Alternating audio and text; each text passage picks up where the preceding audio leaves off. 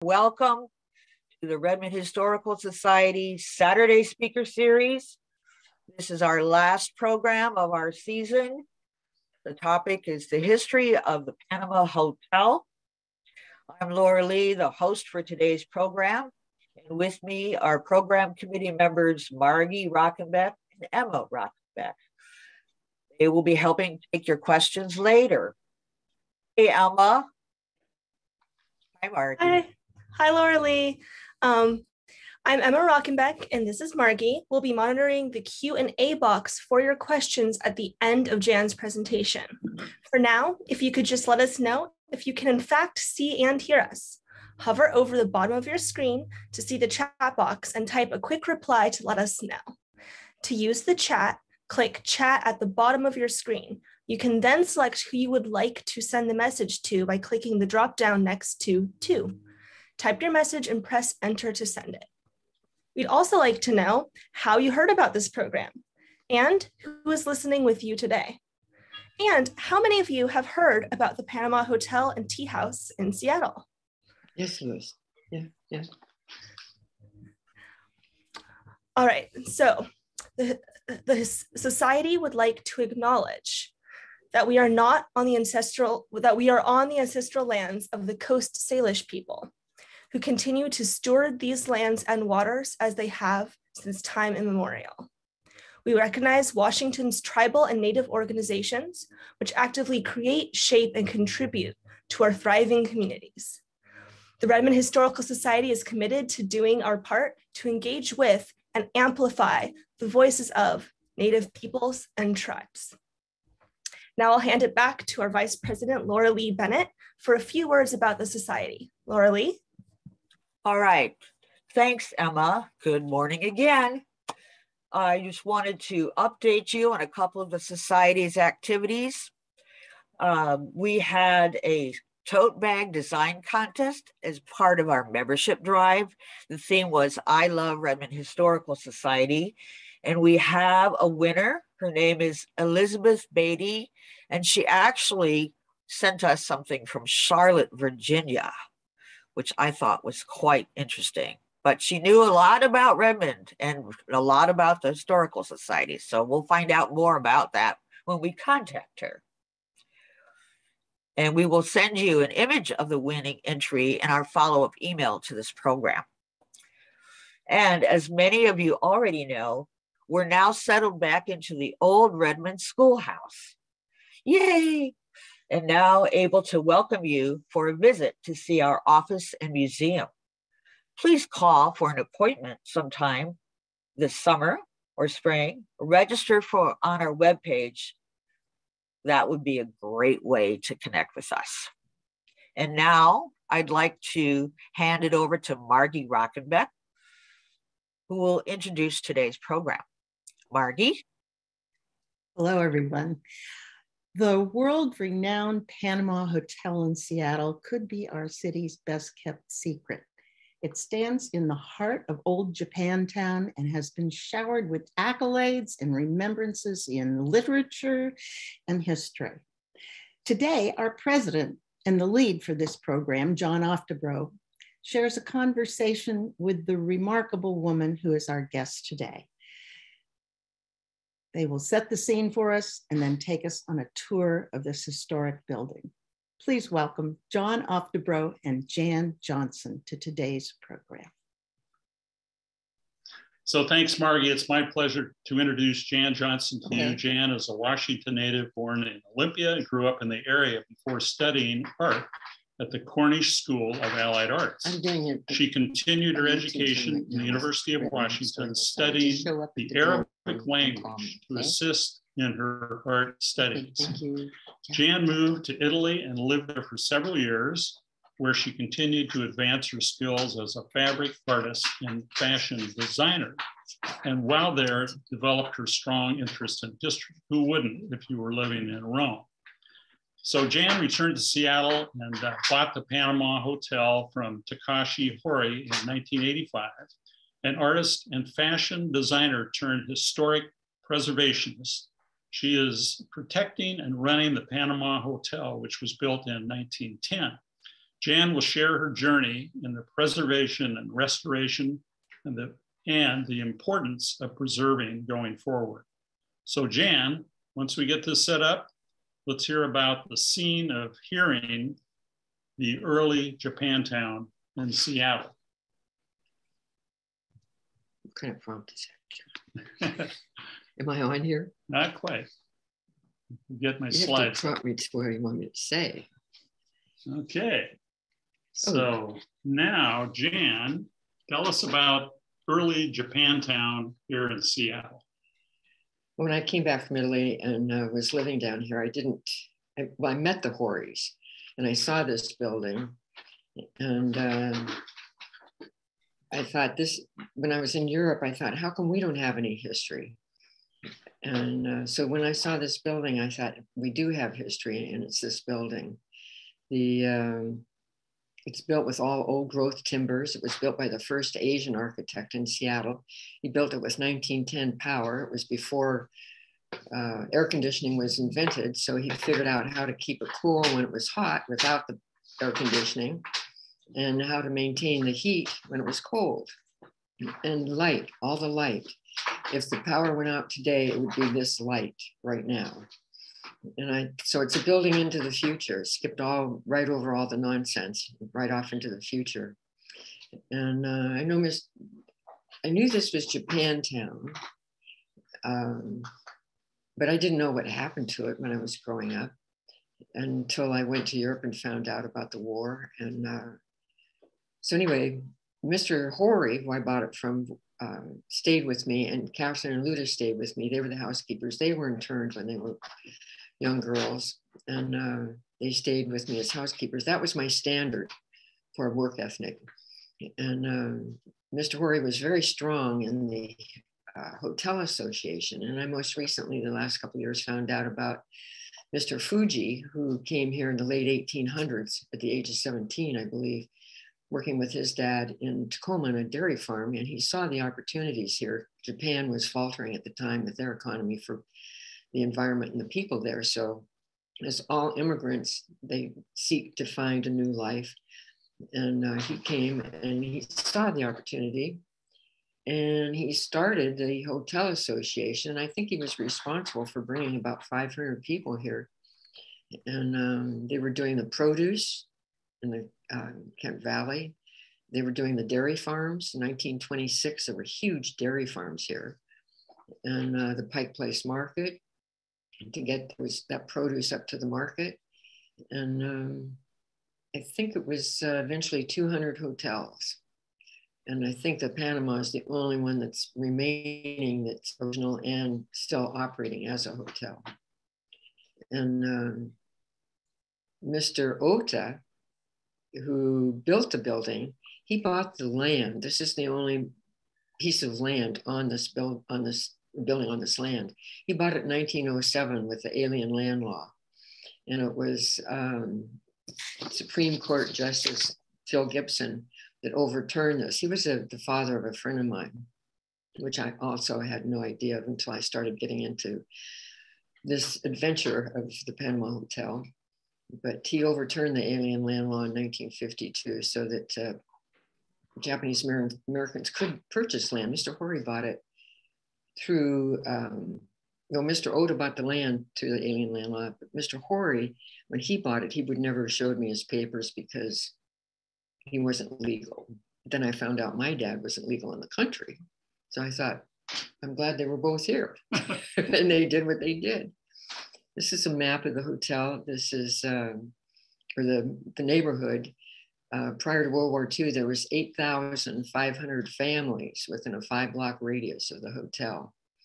And today people come in and there's generations of families that come in and they say, oh, this was my grandfather's or this was that. But Jan, Japantown, as you explained to me, was like 45 blocks all the way over to 14th. And then what happened? World War II. And after that, somebody put a roadway right through the middle. Oh yeah, the freeway. The freeway. But it was a huge part of what we've heard as the International District. But in this case, it was Japantown. Japantown, yes. And when I bought the building, I had one sentence to the bank, and I just said I wanted to show that this is still Japantown. I don't know what the rest of it said because I didn't have anything. So this is the hotel as it looked about Yes. 1925 or Yes. so. And they were working the farms. You see, they started early. Yeah, they're 1926, Nakamichi Dairy. Huge. And beautiful homes. They dressed. Look how they dress. So this individual, we talked to somebody who from that family. Really? Yeah, it was. This is the one that I know. Oh, one of those. Wow. And they had everything. These are typical businesses in the area. Definitely. The kids were all there. There was no daycare. Fishing was huge. Yeah, my dad used to look at the Sunday or Monday paper, and we'd look at the results of the fishing in Elliott Bay. Almost always they were Japanese winners. Competition. There's the Chamber of Commerce. And I believe this is the map that Joe Hamanaka made, maybe? Mm-hmm. And it shows the little X there where the hotel is. Yes, this is it. And Joe Hamanaka put in here the names of the people who were running the stores or the hotels, which was amazing. I've heard stories now too, where these hotels were up on Pike and Pine as well. Oops, we moved ahead a couple slides. Sorry. So this is one of the businesses that was actually in the hotel. Yes, there's six commercial storefronts. Besides the bookstore, what else was there, Gene? Grocery stores, bookstores. It was like every type of retail area where somebody was in business and then they would change their business or something, but it was always full. Even a pharmacy. Yes, a pharmacy, Takuta Drug, Kip Takuta's dad. And I still have the scale in the tea house for that. So there was a lot of Japanese activity in Seattle. I read once where it supplied like 25% of the workforce. So this was all prior to. Could have been more. Yeah, World War II. And here's Gibson again when he struck down the alien land law. So it made it available for aliens to buy. But this was a speech that he wrote in 1940, 2 years before World War II. Mm-hmm. Can people read that? Not quite. Actually, this is the prediction where he said, things are going to happen out here despite what's been going on. Mm. And but it's interesting to see. And of course, anyone who visits the Panama Hotel can read that for themselves. Yes, but his prediction came true. And it goes into the future. Yeah, it is. All right, so this happened. course, we all know about that day. Pearl Harbor. Yeah, and certainly we all know about after that, President Roosevelt issued his Order 9066.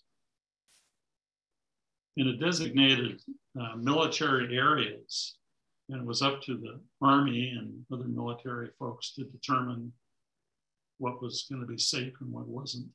And who went. Yep. There was a line.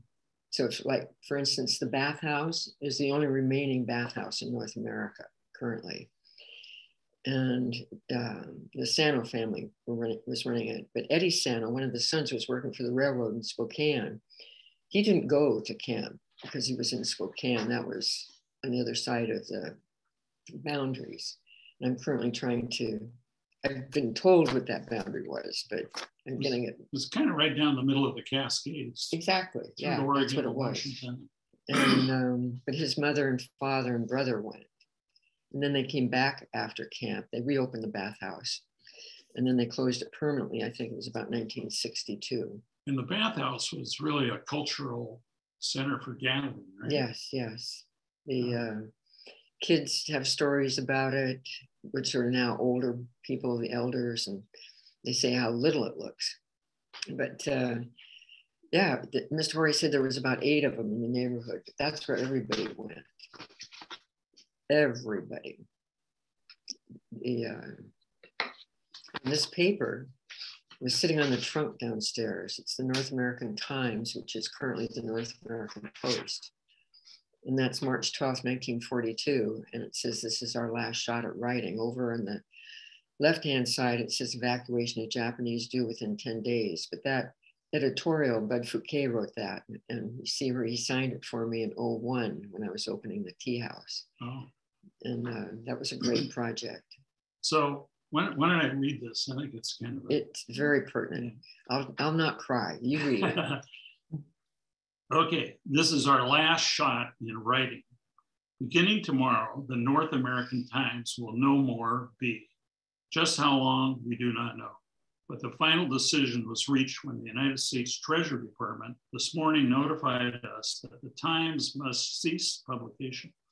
It must be disheartening news to all of our thousands of readers throughout the Northwest who have always looked forward to each copy of the Times for its accurate account of activities among resident Japanese.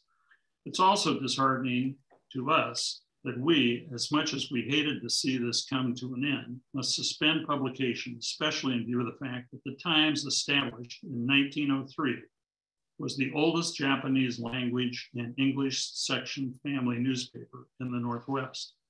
And now we are so disappointed because we are no longer able to serve the Japanese public as a medium of releasing valuable information for the United States Department of Justice, the War Department, or other government agencies. Yes, regretfully disappointed because we felt that it was vitally necessary to have the Times continue, at least until the evacuation of the Japanese, so that resident Japanese of American ideals and democracy may be kept intact, so as to comply sanely with the Army and government officials. With this edition, the Times says 30 and with a 30 ending. The editors honestly hope the Japanese readers of this newspaper will not lose confidence in the United States and continue to support the cause for which the United States is fighting. That's quite a statement. Just imagine the emotion that's set forward in the community. I've learned a lot from that paper, and the people that come in, and you notice Florsheim shoes down there, they were $8.95. Yeah. And somebody signed it. Must have been their grandfather's store or something. But yeah, that newspaper, that article is just amazing. And it continues. There's stories that have come out of that. So understand there's kind of a storytelling going on here at the tea room. Yes, Dee Goto is starting that. Mm-hmm. Where people will come in and just start telling their stories, because once you start talking, it just starts coming out and out and out. And it's amazing. Anybody's welcome to join. she's setting up a program for that. It's on Saturdays? I believe so, yeah. Okay. It'll be one Saturday a month. Mm-hmm. This was the publisher and editor, the tall, skinny gentleman there next to the lady in the white shirt. That was James Arima's grandfather. James is still around. Again, I must have to point out how incredible they dressed in the hats. I mean, it was very nice. And this newspaper was right down here on Fifth Avenue, which I don't know if I should throw that in there about another devastating transportation thing. They're trying to put another tunnel through here, which will devastate the whole neighborhood. And I think we only have 3 tunnels from here to the waterfront. And I think it should be on I-5, suspended like the L in Chicago. That's my political statement there.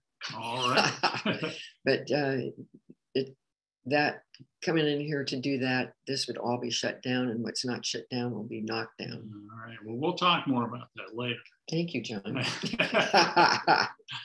So just more things on evacuating within 10 days. Of course, it involved people from Bainbridge Island. There was an article, four articles in the Times 2 weeks ago that talked about the Panama Hotel as well as Bainbridge Island, a couple of other articles. So, and it was 80 years was the anniversary. That's it. This is it. But they started, I think, in Bainbridge, and it was they started with people that they thought were really a threat. Yes. How could a strawberry farmer in Bainbridge Island be a threat? How about, well, never mind, George Nakashima, the furniture maker, architect. So, and many of you have probably read the book by Jamie Ford, The Hotel on the Corner of Bitter and Sweet, which I just finished reading a couple of days ago. But, you know, all those people were heading to Seattle, waiting to get on trains. It's something we've just seen in the newspaper in Ukraine, for goodness sakes. Anyway, they were being transported somewhere and couldn't take all their belongings with them. So this is a picture of what many of the American families filled the basement rooms of the hotel with their belongings, and we'll talk more about that later. And here's where a lot of the folks from this area ended up, in Minidoka, eastern part of Idaho. You can see the other camps there in the area.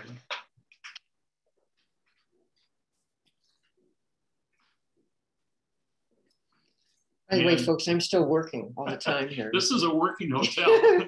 Somebody's checking in. So. No, they're checking out, and I want the key. I don't know if she's getting it. Anyway, the Minidoka, most of the people from this area, the 8,500 families, went to the Puyallup Fairgrounds. That was the holding assembly. And then they went to Minidoka. But there was also Germans and Italians that were interned. And that was, I found out that was down in Texas, Crystal City. I had no idea about that. That's new territory to explore. Well, yeah. Talking about the book that was read about the hotel, a friend of mine's wife wrote a story about the Germans having to be interned in Texas, and we didn't know about that. Nobody. They didn't study it. It's too bad. I was doing a show for a friend of mine, helping her in Idaho one time. She was doing a video, and my camera went. So this woman, she was a very tall, stately lady, Caucasian, and she asked me what I was doing, and I explained about the hotel and this and that. And she said, "Oh, we were running and hiding in the hills." And she was an elderly woman. I didn't want to look stupid, but I thought, I need to know this. And I said, "Why?" And she said, "Because we're German." And I said, "Well, why?" And she said, "Because they were coming to get us." And so all she could remember was a little girl with her mother just running her through the mountains in Idaho, hiding every day. And they would cut their names in half so they couldn't tell they were German, and they couldn't speak the language. That's how they tried to decipher it. But, amazing. And then there was a kid that was interned somebody wrote me back when I had mentioned this. He was 12 years old when he was in school. And they came in and pulled him out of class. And he was so embarrassed from that the rest of his life. He would never put on a job interview or anything like that he was German or his name or, you know, things like this. It just made him an impounding part of his life. Yeah, discrimination's been around for a long time. This didn't help at all. So explain more about Mr. Fuji in this book that his family wrote. I was out do you want me to start with the cemetery, John? Sure. I was out at the cemetery because Mr. and Mrs. Horry, I was with their son and daughter, Susan and Robert. They were finally going to have a ceremony and put them in the ground. There was 10 members of the family, and they invited me. And afterwards, I was looking around, and it was just amazing. The whole cemetery had all these huge headstones, and the names on the headstones were all of these very important families that you hear about all the time. And I thought, wow, this is unbelievable. And then Susan, Mr. Horry's daughter, started going around with me, and she was saying, oh, Jan, you remember so-and-so, this was their dad, and this is the business. And I said, Susan, we need to document this. So then I saw this kind of a pyramid, and it had a light pole on it, and it said Fuji Lane. And then it told this story about this Fuji coming here. And I thought, wow, that's how it started. Because I could never understand how you would tell the story about interment unless you knew how people got here and what they did here, because that's the real story, I think. If you knew that the late 1800s, early 1900s, and they built this city and everything. And then I found out, because Mr. Horry was very strong in that hotel association. And I thought, boy, this really connects, because he started it, this Mr. Fuji. So I was out with Karen from the Cultural Center one day, because I'm trying to collaborate with her for the museum to have this building part of the Japanese American Museum in Seattle in the Northwest. And we need to, and she has a lot of things. So we were looking at trying to find warehouse space in the meantime. And when she pulled up to drop me off, and I said, do you know, is there any of the Fuji still around? And she said, I think there's one on Mercer Island. So I thought, oh, okay. I didn't know who it was or anything. So the next day, I'm coming to this tea house, and there's some ladies at the back there by one of the maps, and they had their back to me. And I came up behind them, and I said, you know, if you have any family here or know of any of these places, feel free to mark the map. And she turned around and looked at me, one lady, and she pointed to the Fuji Hotel. And I'm like, you're kidding me. And this happens all the time with Karen and me. But anyway, it was the Fuji Hotel, and it was down there where Hinghey Park is. Currently. That's just a couple of blocks from here. Yeah, down on King Street, King and Maynard. And so I got her information, and she came and she brought me this book that she had done for her family. And it shows the whole story of the family and how this came to be and what they did. An amazing book. And she only did 5 of them. And currently, when she was in here, she gave one for the museum, which I'm very honored. And so that can be shared with everybody, because it's pretty informative of how the immigrants built the Japanese Americans built this city. And then you get up to 42, and then you can see how did that happen? It just doesn't make sense at all. So that's how it was then, right? So now Roosevelt issued Proclamation 21, said that the Japanese Americans could return to the West Coast effective January 2nd, 42. So Horry, and we'll talk more about him later, had to give up the hotel, right, and be interned. And so he was there in Minidoka. He was born south of here, down near Centralia. His dad was working in lumber mills, and he said his dad hurt himself. He patted his right leg, and so he moved up to Seattle. His dad bought apartment buildings north of Yesler up here, and Mr. Horry was 3 when he moved here, And then he grew up, he went to Bailey Gatzert, Broadway High School, and then the University of Washington, majored in accounting. And so when the war broke out, he thought that that was for Japanese people. And then it was just a short time he realized that he was going, his whole family was going to camp. And so people started asking him. Oh, and his friend, I think it was somebody from the U, because he's, after a month, he said it was too much work and it didn't pencil out, but he leased the hotel to somebody to operate. So it's never closed since 1910. So someone operated it during the years of the war. Gone. He was 25 years old when he was in camp. And if you were in camp, you could go east, like a lot of people went to Chicago. Mm-hmm. Monica Sone went to Ohio. She wrote Nisei's Daughter. It's really a good book. It's probably this thick. I don't know if you can see me. And it took me 3 years to read it. Wow. Not that I'm a slow reader, but I was working a lot then too, right from the beginning. And I was by myself. Mr. Horry had Mrs. Horry, Mrs. Horry had Mr. Horry, and then the kids. But anyway, it was a good event. All the surprises, everything was good, a learning process, and it's all about people. There's Susan and Mr. Horry.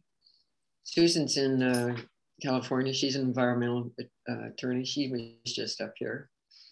And the first couple of months, well, Mr. Horry, when he came back from camp, he did go to Chicago, but he didn't like it, so he went back to camp. And how the things got in the basement was that some friend of his said, "Dad, can I put my stuff in your basement?" And he said yes, and then it just, I wonder how many families put things in. I don't know. People have counted different things, but when the National Treasurer got a grant, I don't know if I'm jumping ahead, but the National Treasurer got a grant a couple of years ago. And I thought it needs to be. So because the building is a national treasure and a national landmark. And they documented in the one room below the tea house, 8,500 items. And that was with that grant. Yeah, but that's 70 years after. People were taking what they could out. Oh, yeah. But not all the families came back, right? No. Mr. Horry, when I saw this, I thought that was incredible. That when I saw the building, the bathhouse, and the trunks in the basement, that was part of the history of Seattle, why we still have our history here. Mm-hmm. And it just tells its own story. I'm very much a visual person, and that's why I learned so much when I was in Europe.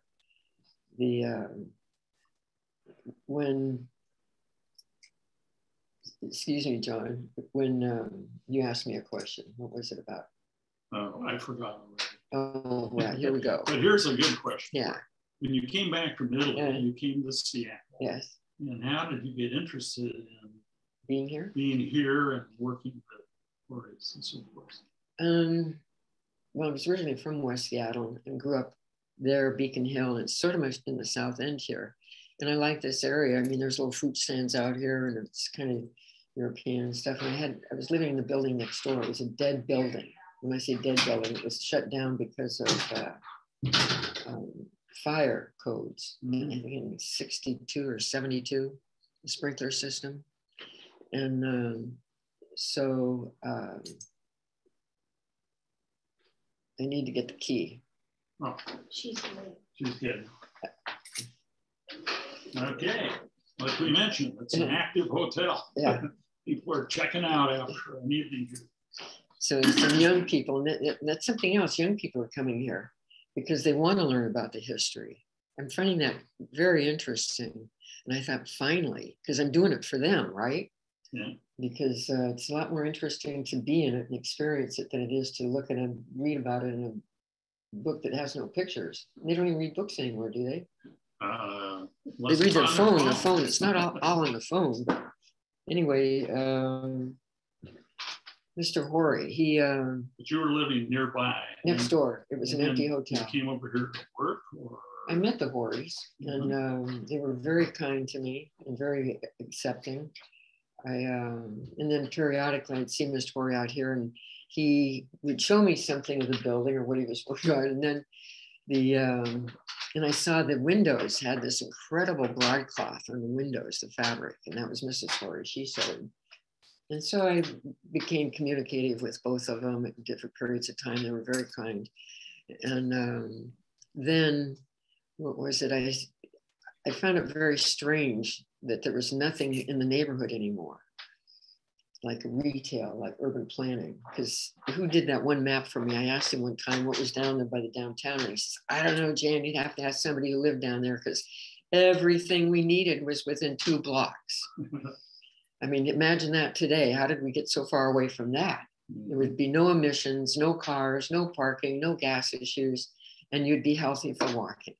So, and there's no elevator in the building. Sometimes I do 50 flights of stairs. And Mr. Horry said to me one day he wished he'd never stopped going up down the stairs, which is good.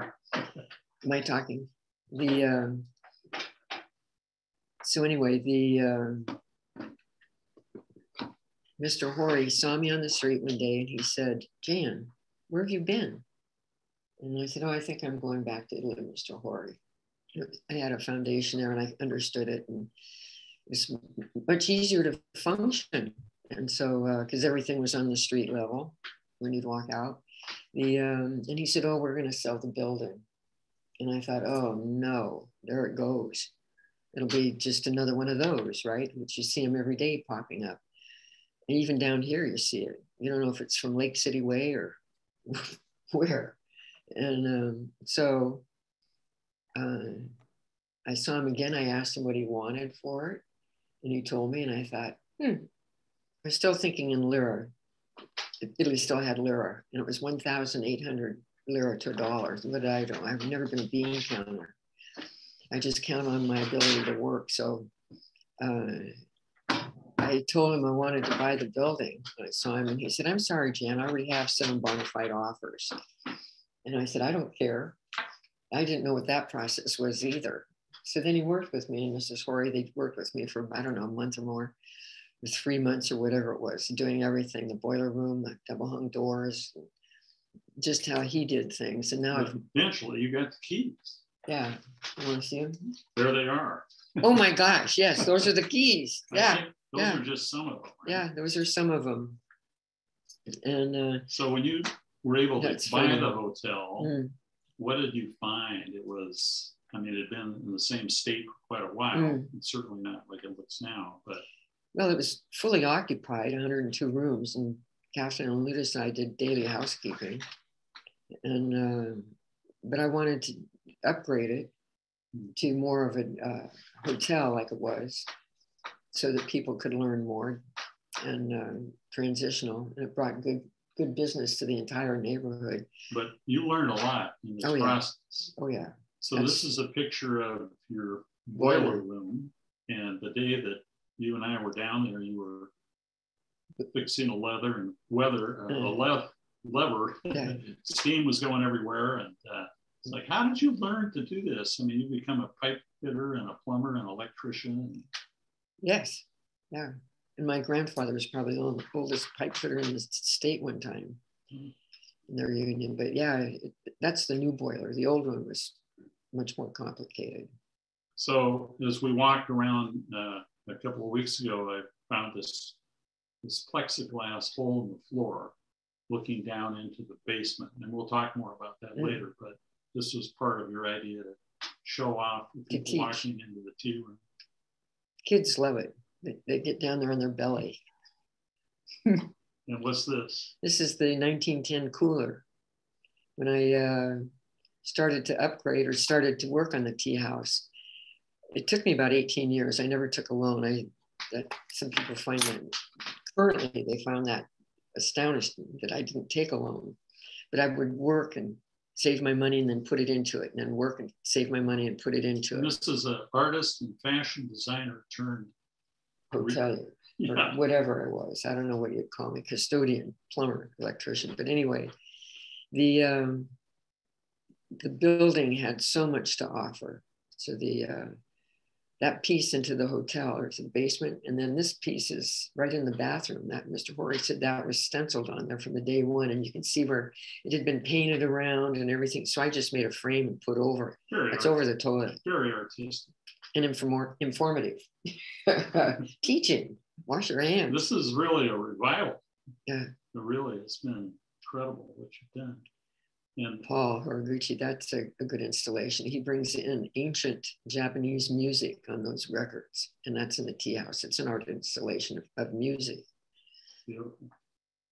And there was this guy, Oscar Holden, who was quite a jazz musician in the area, so I remember from reading the book. Jazz was big, yeah. Black and Tan Club. Well, now, Jan, this is the entrance to the hotel proper. So let's go up these beautiful stairs. Tell us about the stairs and the floor. You don't see on the beginning of the stairs at the bottom, you see a little bit, that's leather, it's buffalo hide from 1910. And that's all subway tile.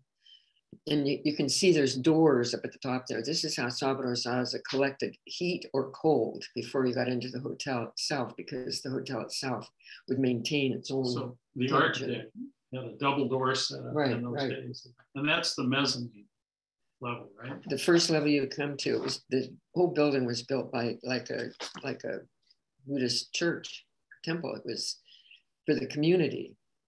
6 commercial storefronts that offered everything. And then it was on the mezz level, it was the Seattle Camera Club photographer, which is the Japanese National Museum, which I'm very thankful for, in California and LA.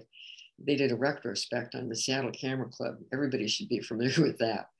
But one of them was in there. And the dentist, photographer, tailor, it was all on the mezz level. And then it came up and it was living. This is the Horrys lived behind in here. There's a kitchen, dining room. Oh, so they lived right behind the office. Behind an office. That makes sense. And then they had their individual rooms. Bobby had a room, Susan had a room, and they had a room. First rooms as you come to the front there. Look at that. There's still a payphone. Yes. Excellent. And I thought that was new. Because I think about in the bathhouse, they had one of those that has the little thing that you put to your ear, like a phone. Really antique. Right. And this carpet was bought used in 1938. And Brooke Ziegler, who, bless her heart, she volunteered for me. She started when she was about 15, and now she's, I don't know, she tells me she's in her 30s, but I don't think so. She still volunteers, and she needs a lot of credit. She laid that carpet by hand because they don't make that size runner anymore. And part of the light source in here was the edges of the carpet. So it had to maintain that. And of course, there was no money to have one made. So Mr. Horry, when he left, he told me there was some carpet down there. He and his dad had bought used in 1938. And he was going to leave it for me. So it had been there 50 years, basically. Used. Yeah. Wow. So I thought, well, Brooke, let's go check out that carpet. And that's it. And she laid it by hand. So it protects wheelies on the... Oh yeah, no more of those. And this is the chickadee room. It started with the watercolors over the bed there, the chickadees. And the bed's original, that table's original. And I collect the artwork. The windows are all double hung windows. That all is work. Oh yes, the armadio. The rooms were built with no closets. Nobody had as many clothes and shoes as they do today, which you really don't need. And I thought quality is better. So anyhow, in the rooms, Mr. Horry's dad made these armadios out of old refrigerator crates. And when I started painting the walls, I pulled this one out and there was the refrigerator crate, Dayton, Ohio, USA. It's just amazing. The only refrigerator with a meter miser. And I always ask people, do you know what a miser is? And they just get confused. And I say, it's somebody that doesn't like to spend. That's how it's referred to. They're just an old miser. But they were making refrigerators saving energy way back then. Another thing, how did we get so far away? Oh, and this is 124. That's silk with watercolor and stitching, those paintings. And that's 123, the green room. The rooms have names. Oh, this is the writer's suite, Tom Robbins. I knew Tom before I bought the building. I wish I could get in touch with him. Are you listening, Tom? Anybody know Tom? Tell him to get a hold of me. Anyway, he had that room for a long time. When I bought it, he said he always wanted to live in one of these hotels, these old Japanese hotels downtown. So he had that room for about a year. So it's now called the Writer's Suite. And Jamie Ford had that room too. Only for a couple of days when he came in. That's pretty cool. So it's sort of like in an old hotel, you could go stay in a room that Clark Gable slept in. Yes, so yes. A writer could come down here and rent the writer's room. Yes, and they do. Wow. And one had this week, Tom Finley wanted that room. This is the ladies' bathroom. It's a shared bathroom. I share that bathroom, and I want to make sure it's really clean because my rule of thumb is I don't want to go in my bathroom and think somebody else has used it. You don't often get that in a restaurant, though, do you?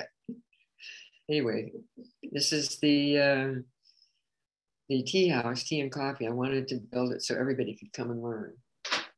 And so we'll get to the bathhouse later, which hasn't been in operation for a while. But now there's a gathering place where people could come like they used to do to extend their culture in the bathhouse, and now it's in the tea house. It's I wanted the highest end tea, the highest end coffee, and I got a liquor license. You'd see it's above Lewis's head there, and that was a challenge. And there's an array of about 30 different tea blends to choose amazing, from. Amazing. I think I was the first to do the matcha. Yeah. You told me something about this wall. It was all plaster. Yes. I chiseled the plaster off with an inch chisel because I didn't want to damage the brick. And then I had people come in to give me an estimate on how to sandblast it like they do in some of the old buildings. And I thought, no, I don't like that. So I just put 3 coats of sealer on it. But one of them that came in to give an estimate, he said that was built after the Seattle fire, which was in 1889. And I said, how do you know that? And he said, because you can see chips of shell in there. There's little chips of shell. Awesome. Don't find that everywhere. And this is Lewis, that behind Lewis, that the baseboard there is the wallpaper that I reproduced, and then one piece of lightweight vinyl. Mm-hmm. And this barista does everything you can imagine. And he'll make any kind of drink you want and makes it well. Yeah, and your lunch servings are fabulous. We can attest to that. Takuta Drug, that's the scale that Takuta Drug had. So it's kind of, your tea house is the museum, besides the whole building, but beautiful art. And that's Buster Simpson's piece, the crane there. He, anybody familiar with the art in the Northwest, he does things all over the world, and they're usually having to do with recycling of the location, a story about where he's at. And that he called me one day. He had a retrospective at the Fry. He said, Jan, I have a piece I want to put on loan. I could never afford it. So that's it. It's an amazing piece, and it tells a story. The Panama Moore dolls, I collect the dolls. The Roger Shimamura's books are in that case. People wrote so many books and they're in that case. But this is another reason why it needs to be a museum where it can all be properly displayed and the stories told. That dresser on the right there, that was down in the basement, beautiful piece. And there's different dressers in every room because they recycled everything, and every dresser, there's very few of them that have all the knobs matching. And the mochi makers, Mr. Horry's dad made these mochi makers. They were in the basement. And Mr. Horry said his dad made them to last, and they're full of cement. What's a mochi maker? A mochi maker is like every culture has a major food item that you can associate with that culture. And mochi, I would say, is the #1 food item with Japanese. And it's real big and popular on New Year's Eve. That's when I learned to eat it. I was forced to eat it. And the women would pound. That's a pounder there. They would pound the rice. They'd take a special rice and put it in there, and they would pound it. The men would pound it, and the women would turn it. And you'd probably have to have a very good beat going on there. Mm. And then they would make it into sort of like a cookie dough, and they'd make these little round rice balls. Mm. Yeah, very big. Mm. It took a titanium hand truck and 8 guys to get those out of the basement. Yeah, look pretty heavy.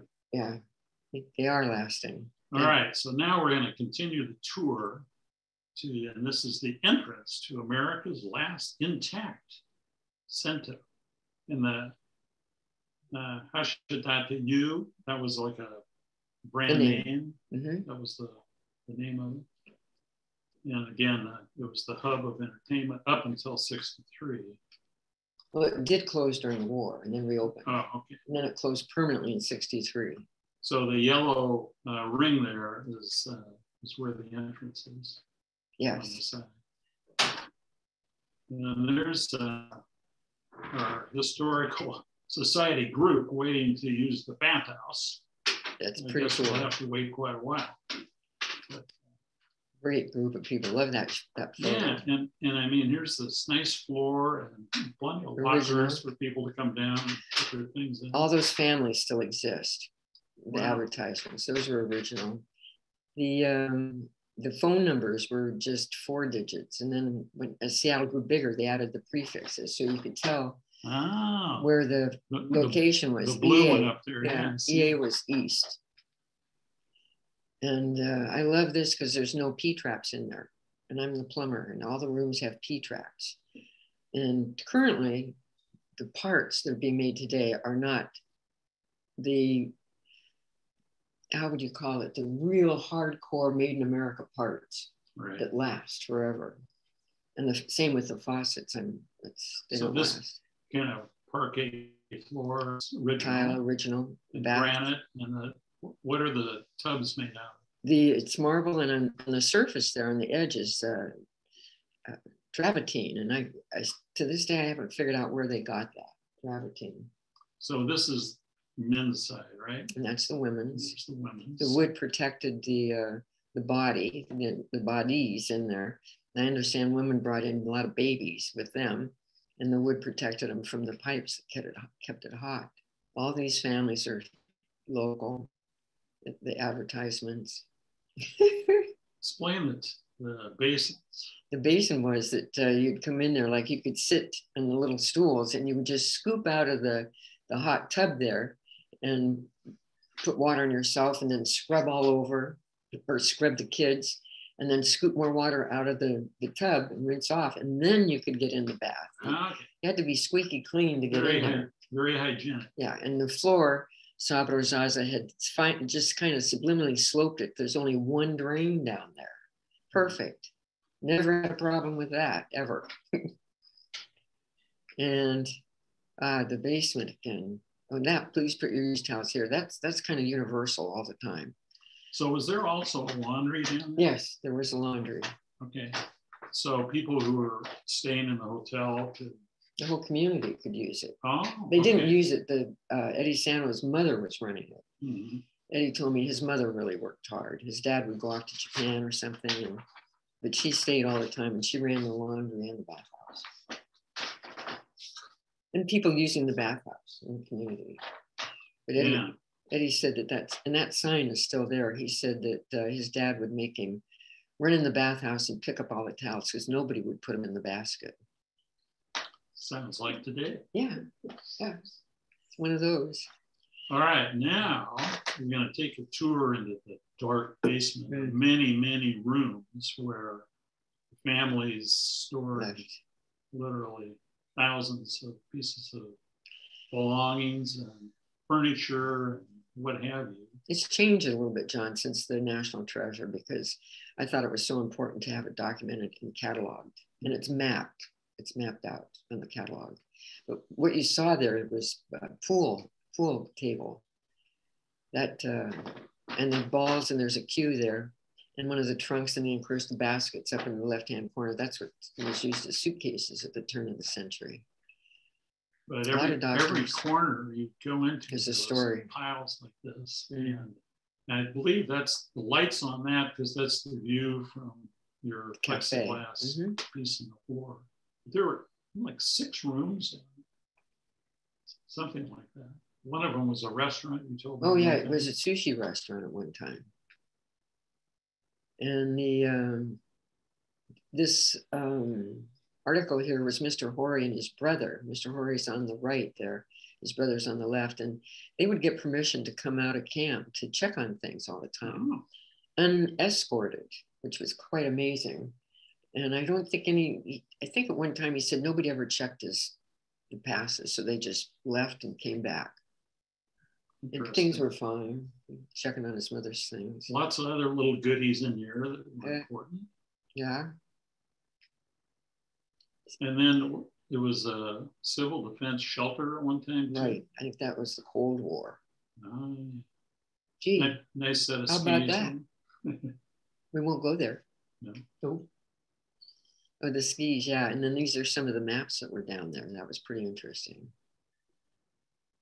About the special edition. Mm-hmm. So Jan, you've done so much in preserving and restoring this building. You've been recognized by several groups. So let's kind of go through these awards that you've gotten over the last few years. I think this one in '96 was from the state. And of course, I grew up running around the state capitol grounds there. And I had no idea. And I was so independent, I had no idea what this was about. But when I went down there to receive this award, it was in the rotunda in the building. Wow. And it just conjured up these memories of playing there and stuff like that. My flower and fruit stand by the insurance building. But anyway, I was there by myself, and people got up. There was 8 people that got awards that year, or 8 groups of whatever they did, and they got up and they spoke. They introduced their contractor, their architect, and this and that. And I thought I did something wrong because it was just me, right?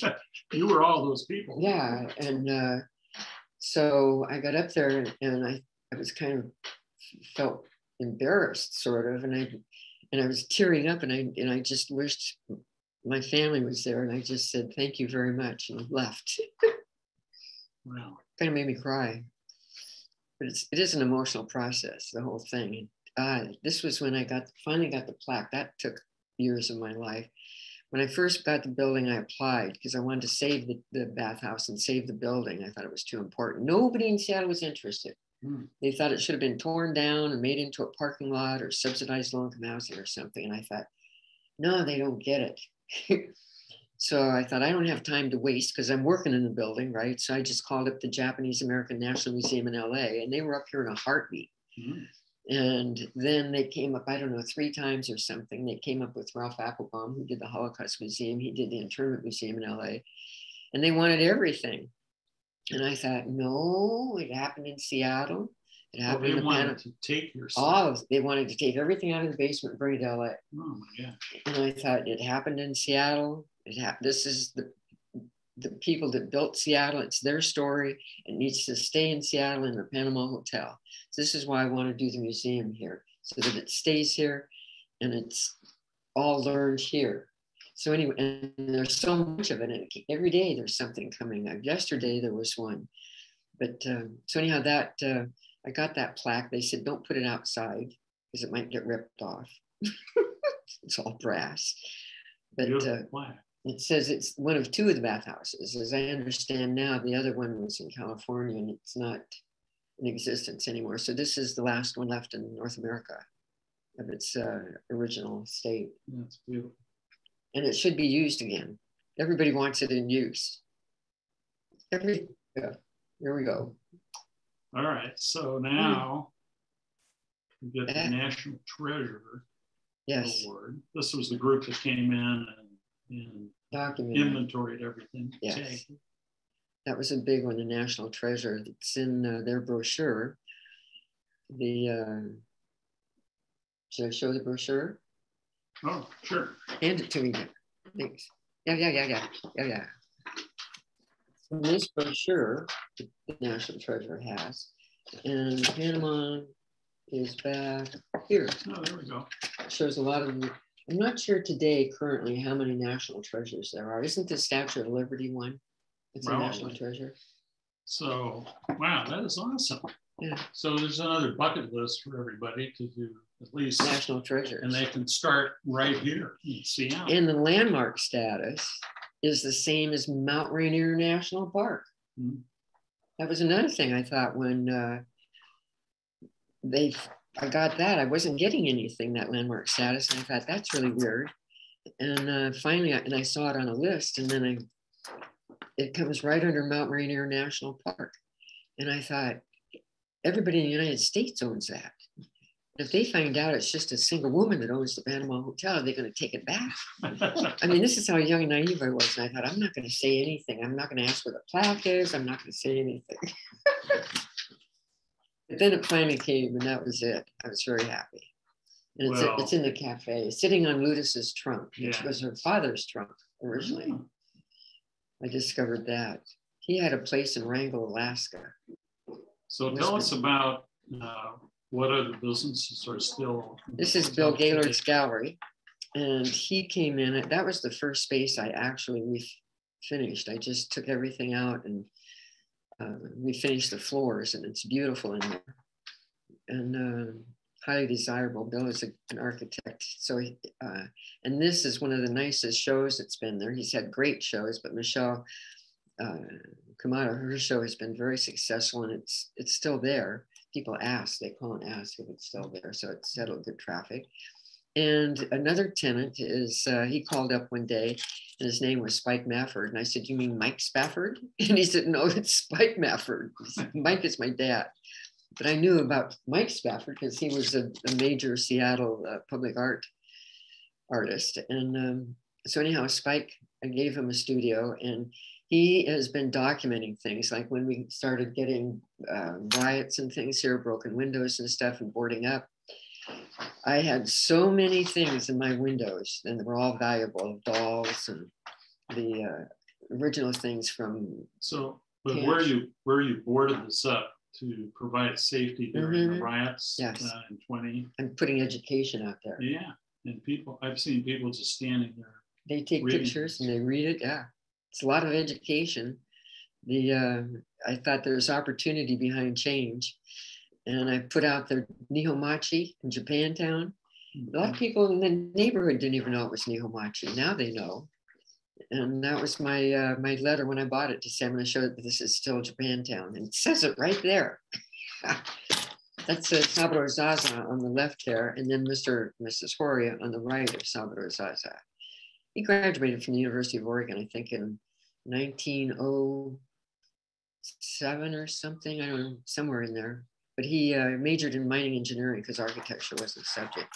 But anyhow, the tea house takes up 2 spaces, which shows a lot of history. And then Spike's gallery and Bill's gallery. And there's 2 that are. So anyone out there would like to have a little business in your hotel, they can come on in. That's right. So we're going to wrap up in a couple of minutes, but before we do, Jan, what's your hope right now and dream over the next few years so that this building, this historical treasure can be maintained? Well, because of the things that are still in the basement, that's where I said that it should be. I went down to the Secretary of State and applied to make the museum myself. And I got all the papers overnight. They said it would take weeks, and it was on. I got it the next morning, and I thought, oh, that's really nice. And I wanted to have the museum because I'm running out of energy here, and it's taken too long for me. I don't have another 18 to 20 years to do it. So I put it all in order. My friend down at Equinox. I got the papers, the 901c3, it's a nonprofit. I got the bank account, and Brooke is still helping me with things. And I'm learning a lot about that process. And I've had a few donations of items and some money I'm very grateful for. And I got one grant, a small grant to start with Don Davies, a structural engineer, which his mother's doing something in Idaho. And it's all kind of a big circle that goes around. In fact, that George Nakashima worked on his father's farm during the internment. He said he remembered them saying, "What's a man like that doing in a place like this?" Well, so what you need is somebody to help carry this forward. The museum. Yeah. I want the museum done. So then I can, because I've been protecting it all this time. And if I'm not here, who's going to do it? So the only thing I could think of would be a bona fide museum. And I'm working with Karen at the Cultural Center, and because she knows how to do that. and she's happy. So this is why we're sharing everything. And also, I would like to do the doll museum ahead of that. The dolls are incredible, and they have a story to tell, every one of them. Yeah. I have hundreds, maybe 400. Well, Jan, this has been an incredible story, and encourage anyone to come down and visit the tea room, take a room in the hotel for the weekend. You want to support the museum? Get your tour, you do the tours and so forth, and support the museum. And, you know, maybe somebody out there in the larger community, whether it's public or Japanese families, could help sponsor all this. But now we're gonna switch this over to Emma and Margie, who've been collecting some questions for you. And thank you so much for that. So Emma, can I interject something? Yes. John? I just want to say what an honor it is again to be doing this for the Redmond Historical Society. It's all part of the Northwest, and that's what I'm doing here. Well, it's the Northwest. That's what that museum is, the Northwest. It is. It's for everybody. You know, there was quite a few Japanese truck farmers. This is what I'm saying, John. Yeah. Thank you very much. Thank you for Redmond. Okay, Emma, Margie, see if we have some questions out there. Yeah, all right. So if people want to put questions in the chat, go ahead. We have a few already here. Someone's wondering if they can obtain a copy of the Nakanishi farm picture. That's like that long picture with all the dairy farm, right? That's in the museum. It's in the cafe. Yeah, it's in the cafe. I would have to find out how to do that. That's a great picture. Yeah, it's a great picture. Well, if people want to see it in person, they can go to the cafe. That's right. And in the meantime, I'll see what I can find out. Great. Someone's asking, was James Arima's grandfather part of the Panama Hotel? We are in touch with James Arima. Is that someone you know? Yes. James comes in quite frequently. And he's full of information for sure. I one time asked him about the shops up there along Jackson, because there was the Garlic Gulch was the Italian community too. And that incorporated Jackson. If you see their cultural center, you see part of Japantown. But he said that there was a lot of cleaners involved. And one day he was just rattling off all the stores up Jackson, past 12th and Jackson, up to 23rd and Jackson, all these Japanese American businesses that were there. And I've asked him repeatedly to write this down because he was just doing it off the top of his head. But yeah, it was his grandfather that ran the paper originally, I think. That's awesome. We have a number of questions about how can people donate. That's a good question. I love it. This will get it started. Thank you. I think they would contact me. And I do have the forms for write-off on taxes. This is tax season. Yay. And if they haven't got enough to write off yet, you could either get a hold of John, how to get a hold of me. I don't know if you can see this. Yes, and the previous slide has the Panama Hotel Seattle website on it. By the way, this information will be posted on our website, so you don't need to write it down right now. And I live in the building. I live in a 12 by 10 room, so you can always contact me here, usually by my cell phone, but I don't know if I should put my cell phone out there on this. They can get a hold of you on the website. Maybe, because I'm usually working, John. I'm going to work on a radiator today. That figures. So I don't go to the computer so much, and people depend on that today. Mm-hmm. And they also depend on your phone. If I see something that's on my phone that's more than 2 sentences, I'm done. It takes too long. Well, if somebody wants to donate some money, send you a message on the phone, yes. You should answer.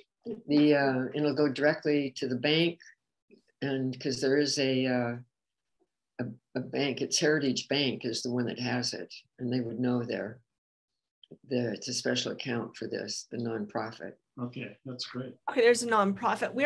I'm just going to say, people, we are going to try to put some follow-up information in an email. So people who've attended this, we'll be sending the stuff that's on that prior slide John had.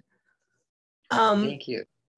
People are wondering if you could clarify what parts of the hotel can be visited or can be toured. Because we've shown we've shown the bathhouse and the basement and the tea house and the upstairs. What parts are accessible to people visiting? Well, usually, if people come in and want to see it, of course, it depends on how many radiators I'm working on. But I will show the bathhouse, and I did show John and the Historical Society the basement. I don't go down there so much, but I do show that. And then up here in the hotel, I'll show the rooms and the history here.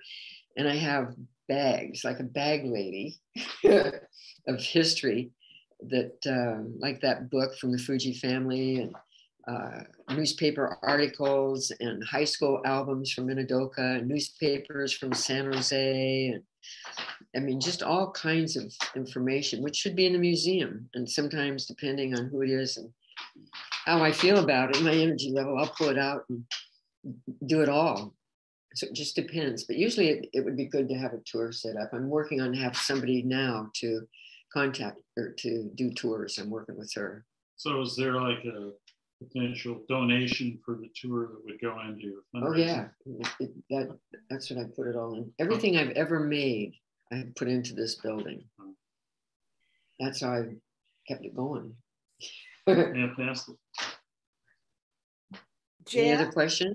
Yes. There's so much. We have so many comments. I just wanted to let you know you have some cousins who have tuned in and other people who know about the hotel and lots who didn't know about the hotel until recently. I didn't know about this hotel, and I've had the pleasure of extensive tour now.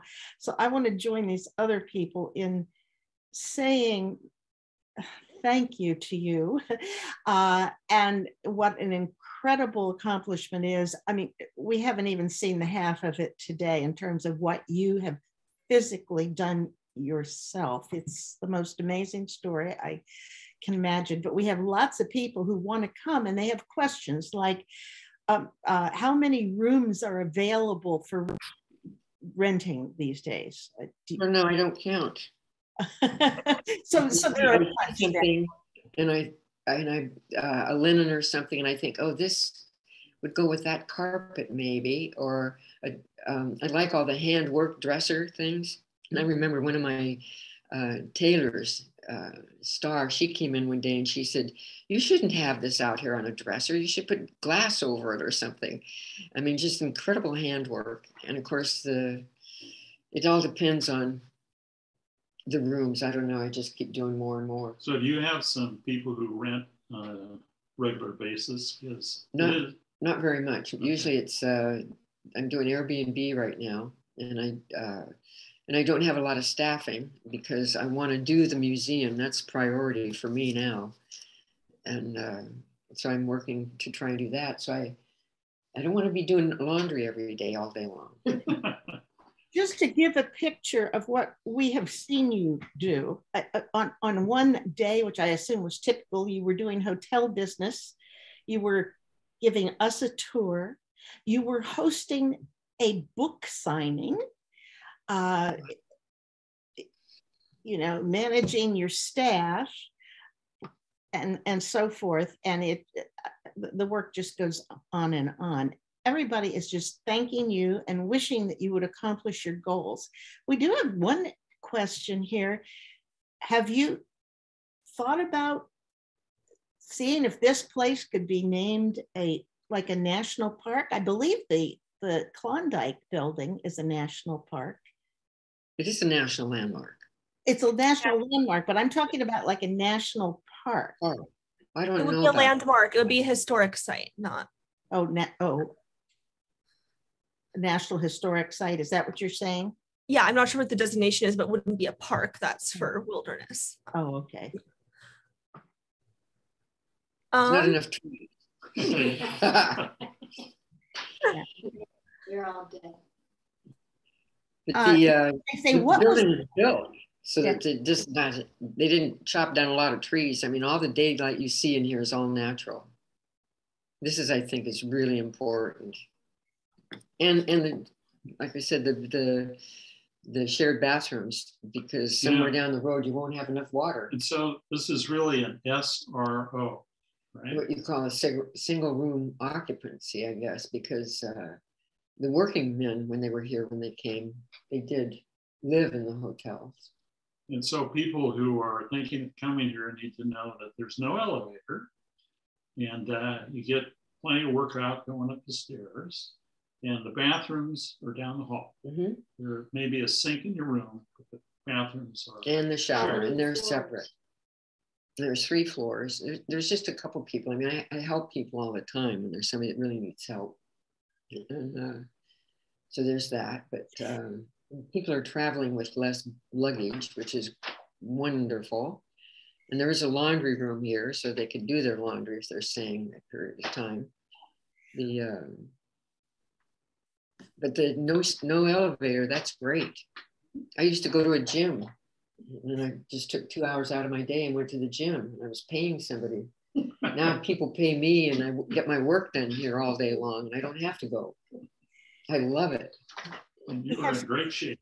We have specific questions here about, is there parking with the hotel? How do people arrange to take a tour? When can they visit? What times are you open? Well, the tea house is open from 9 until 4 right now, and I'm always here unless I'm running errands and doing something. Like I said, it's easier to catch me on my cell phone. Don't you want me to give that?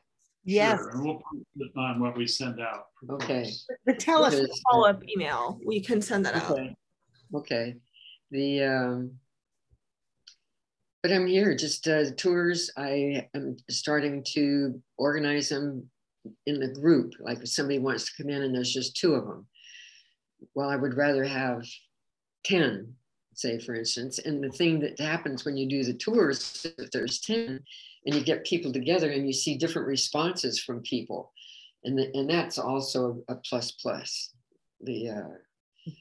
It's amazing. I wished I would have documented all those responses from the beginning. We have a question. There's parking, parking on the street for a couple of hours, or in an adjacent parking lot. There's a lot next door, but it's a separate business and it's a pay lot. Street parking is from 8 a.m. to 8 p.m. and free all day Sunday.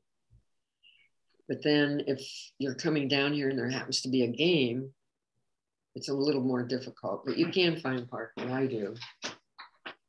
I do want to make a distinction for some people who might not realize the tea house is open as its own business. And you can just walk in, have tea and paninis, and there's a lot of the historical artifacts, the museum pieces are in there. So you can come and see all the dolls and beautiful things you've collected. And then there's the tour of the upstairs of the hotel or other areas like the bathhouse. So I wanted to make that distinction.